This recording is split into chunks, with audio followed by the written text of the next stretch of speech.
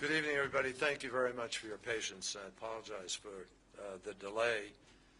I'm just going to make a statement, and I'm not going to take any questions at this point in time.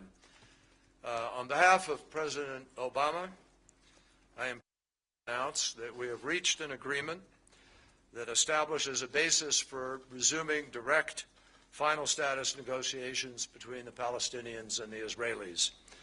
This is a significant and welcome step forward.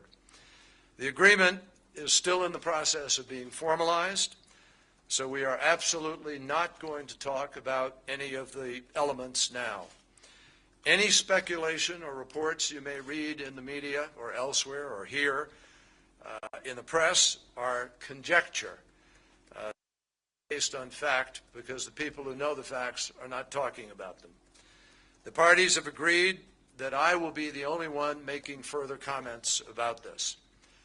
If everything goes as expected, Saeb Erekat and Tzipi Livni, Minister Livni, and Itzhak Molho will be joining me in Washington to begin initial talks within the next week or so.